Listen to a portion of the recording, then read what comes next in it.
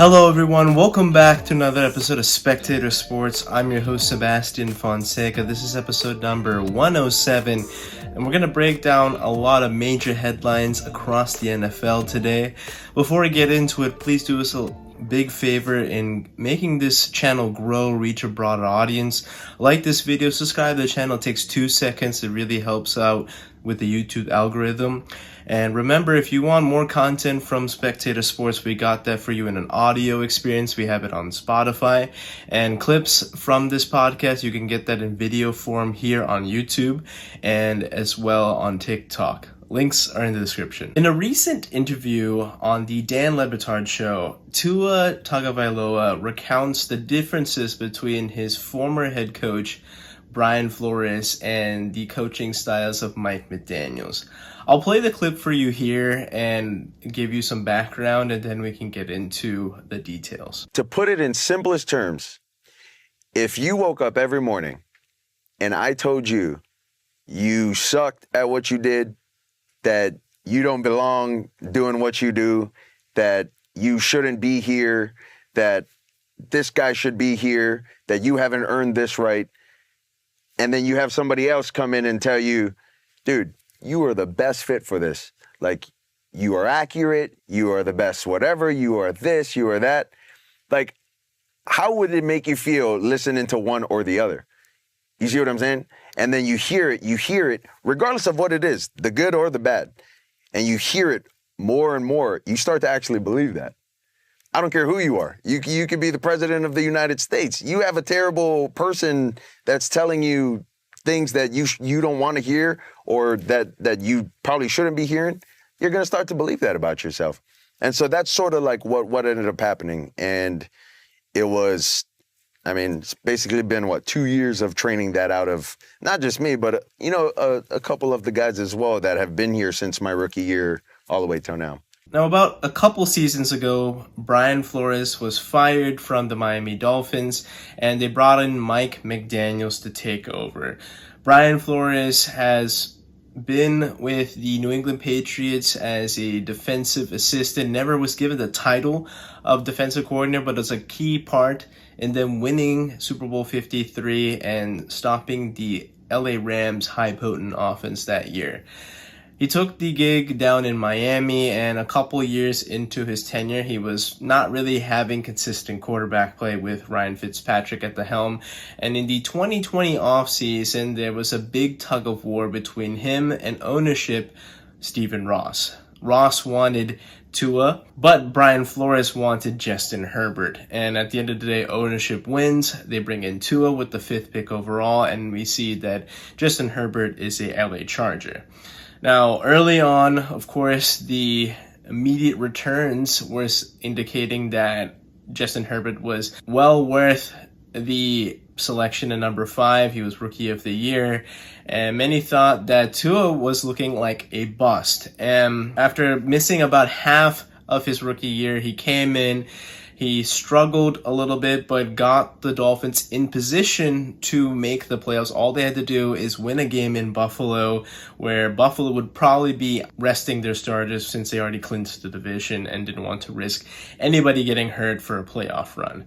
Now, Tua didn't do that well, ended up missing the playoffs, and they had to reset, come in next year, and yet again, they fell short, and at the end of the day, Brian Flores is out, and we see Mike McDaniels being brought in. Now, we do know that Brian Flores is from the Bill Belichick tree, and they have a particular way of doing things. They coach hard, they focus on defense, and there are certain times where you can see that Belichickian type of mindset was brought out in Brian Flores, and he was a guy that coached hard, and that was something where the line was crossed between coaching hard and being disrespectful, because I don't think Tua is soft by any means. I think his play definitely relegates him to being in certain conditions in football, whether it's warm and sunny down in Miami, and his play kind of staggers as the season gets into the wintry months. But him as a person, he was under Nick Saban out in Alabama, and Nick Saban is probably one of the hardest coaches in college football. So Tua knows how to take a tongue lashing. He knows how to take harsh criticism or have somebody breathing down your neck and being aggressive. And I think that when Tua was referring to some of Brian Flores, he called him a terrible person without actually directly naming Brian Flores, but we know it was directed at Brian Flores. How he sucks. He said that Brian Flores told him that he sucks. He's not who he wanted because remember that Flores wanted Herbert, not Tua. And that absolutely weighs on you, and that's where that line was crossed of hard coaching and disrespect. I feel that Brian Flores was just very frustrated with ownership, and he took it out on Tua, and that was the wrong way to do things. I appreciate hard coaching, don't get me wrong. I think players shouldn't be coddled. They should be coached hard, and especially the players who want to be coached hard, those are the players that you know are going to go far. But I also think that respect at the end of the day is very, very important. And I think some of the best teachers take out coaching, learn how their students respond to certain teaching styles. And the best teacher is a teacher that can adapt his or her lesson plan on the fly, because I understand it is very difficult. A football team is made up of 53 men, and it is full of different personalities, and you can't customize it down to that level. But when you have your starting quarterback not responding to your coaching, you're probably going to have to change it up a little bit. I'm not saying change your identity, but you're going to have to compromise a little bit. See how Tua responds to things. And Mike McDaniel is probably the polar opposite of Brian Flores. I mean, he's an offensive guy. He's a little witty. He's great with the media and with Tua as well. He's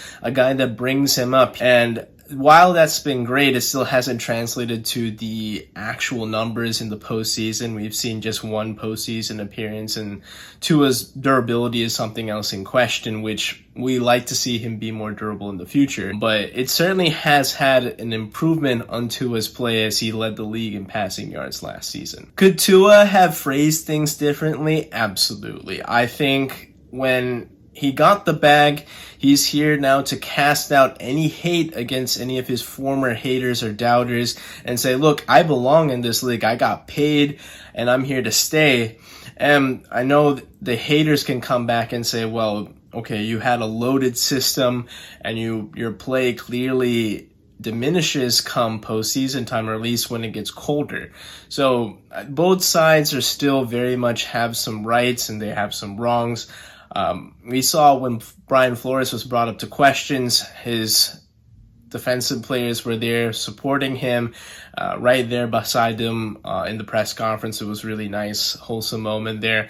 And Brian honestly took it with grace. He took the high road and he appreciated his time. He never spoke ill of Tua at all. I wish things were handled a little bit less personally, because to say somebody's a terrible person is probably a little bit too far, but maybe phrasing it a certain way could have been better. And we'll see how this transpires. I mean, now Coach Flores is going to be leading a Minnesota Vikings defense with some good talent there, but we don't know if his head coaching career will ever be the same, if he even gets another gig. And it's all going to be on Tua now to deliver after being paid and now being in year 3 of the Mike McDaniel system. Let's see how his play can reflect not only in the regular season but the postseason. Heading to Pittsburgh, we have a quarterback battle between Russell Wilson and Justin Fields.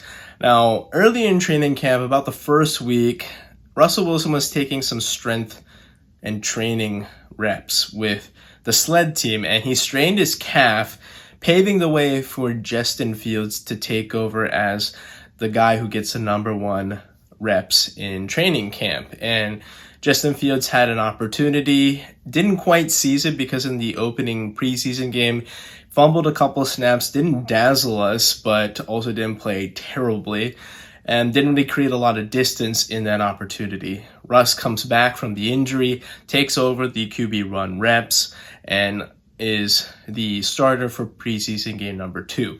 This is an open quarterback battle between Fields and Wilson to see who is the starter come day 1 of the regular season. And with Russ, he had 5 offensive drives behind an O-line that obviously is a little bit suspect, but only managed to muster 1 first down, took 3 sacks, I believe, and is showing the same type of issues we saw when he was playing in Denver.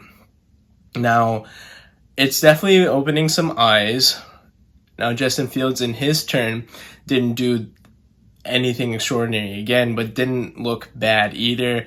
And I think in between the two, he's been doing a better job with navigating the pressure because the O-line, let's face it, is pretty porous. They don't get a lot of push up front, and they're subjected to a lot of pressure in their face very early, so you have to scramble out. And Fields is just better at this point in his career. He's younger, he's faster, hasn't really sustained a devastating lower body injury. Gonna knock on wood for that to maintain that type of consistency. I do feel that Justin Fields has done what is necessary to earn the starting gig because, yes, you can say that Russell Wilson is a cheap contract and they don't really owe him anything after this, and it's like an audition, but we know from the recent body of work what Russell Wilson is, and even in his last couple of seasons in Seattle, he has had durability issues. He hasn't been the greatest in Denver, and now he is basically on his last stand to see if he even belongs in this league, because if he loses out on his gig, his only path to an NFL roster is backup positions. His Hall of Fame arc is basically extinguished. That's not happening.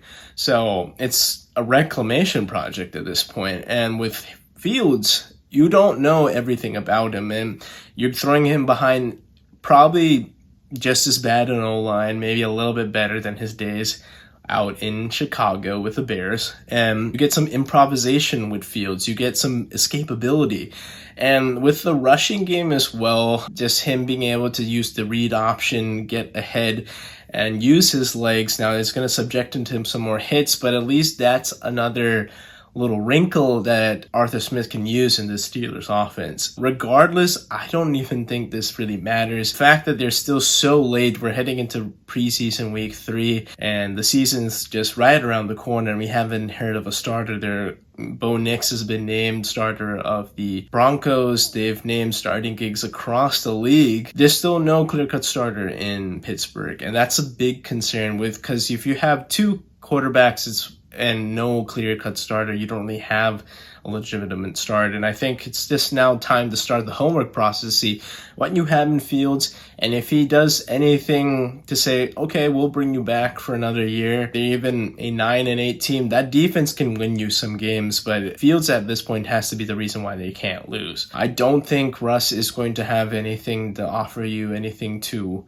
win in this league. And I mean, he just rubs people the wrong way. This weird, whatever positive type of mentality he has, this rubs people the wrong way. It's very, very strange. No matter what, it's never any type of accountability. It's just always very positive. I don't want to be negative Nancy, but I would like somebody to say, like, yeah, there's these things we need to clean up. And in practice, I mean, we don't know exactly what goes on in Steelers camp, but doesn't look that great. There's still no clear cut, but at this point, I would lean Justin Fields and see what happens at this point, just because there is somewhat of a longer investment that you can place with Justin Fields rather than Russell Wilson. The Atlanta Falcons are making a bunch of moves. They already started the offseason with a major move with stealing Kirk Cousins away from the Minnesota Vikings, slating him in as their starter after an offense full of talent on the perimeter like Bijan Robinson, Kyle Pitts, and Drake London. But their quarterback play has been mediocre at best. And now we are going to see what Kirk Cousins looks like once he's fully recovered from the Achilles injury. He's on track to start the regular seasons, just still in the middle of training camp, but he's looking good. The biggest thing, at least the more recent headlines, have been with the recent additions on the defensive end. They brought in Justin Simmons to pair him with Jesse Bates at the safety position, so that's great. That's lined up. In the back end, you just re-signed and extended AJ Terrell, your cornerback, and Matthew Judon, a trade from the New England Patriots. He's coming off an injury with a torn bicep, but the body of work outside of that has been very consistent. Even with his days with the Ravens, his time with the Patriots has been phenomenal. And now you're thinking, now they made some moves. They got the pass rusher that they were missing, and Atlanta's looking pretty good. Looking at the division, I'm only seeing the Bucs as real competitors. They are two-time defending champs at this point. They've won the division a couple of times. They've been good. I do think Atlanta on paper has a lot more talent. They just needed to get better quarterback play. Tampa Bay's secondary has taken a couple hits. They lost players into free agency, and I don't think Baker, while did look good last year, I don't know if he's going to be able to keep that up for another year. We haven't seen consistent work from Baker. He's usually, when the chips are down, he's going to play at his best and then kind of middle of the way. Bucs are okay. They don't really scare me. I think Atlanta is a sneaky contender in this NFC. The Carolina Panthers and New Orleans Saints. Panthers are just trying to figure out if Bryce Young even belongs in this league, and New Orleans doesn't have anything special. I mean, individual parts, yes, but we think that Dennis Allen is probably going to be the first candidate to be fired in the middle of the season. Many people predict that, but it's a wide open division. They should be able to feast. Even if they split against Tampa Bay, I expect them to sweep the Saints and Panthers as due to superior talent. If they do that, that's 5 divisional wins, and that helps with NFC tiebreaker situation because that boosts your conference record. Being a third place schedule, that means that they get to play lower-ended teams. That means they play Seattle, they play Minnesota, and Pittsburgh. Those are very winnable games for Atlanta. I think Atlanta is going to be fine with those games as well. They do play NFC East this year, which is a little tricky, but they do end up playing the Giants. And look at their last few games from Thanksgiving. It looks like they could finish very strong, and that could boost their confidence going into the playoffs. So they have a chance to feast, because if I'm looking at the other NFC contenders, I think the pecking order is pretty clear. It's Eagles, 49ers, Packers, and Lions. And Packers and Lions are already in the same division, so they could pick off each other. San Francisco is a year older. They are banged up on the defensive side. They're still trying to work off that Super Bowl loss. The Eagles have a bunch of moving parts with their coaching staff and their roster. I think that Raheem Morris has learned a lot from his first gig as a head coach. Was kind of humbled. Came back, was the defensive coordinator for LA. He's built a lot of good relationship. He can galvanize this group of Atlanta Falcons, and I do think that Atlanta has what it takes to be an NFC dark horse. They could feast on some of these NFC teams, have a really good conference record, and they could be a team that finish maybe top 3 in the NFC playoff race just due to feasting on a poor schedule. So that's it for this episode of Spectator Sports. Remember, guys, like this video, subscribe to the channel if you haven't done so already, and I'll catch you on the next one. Take care.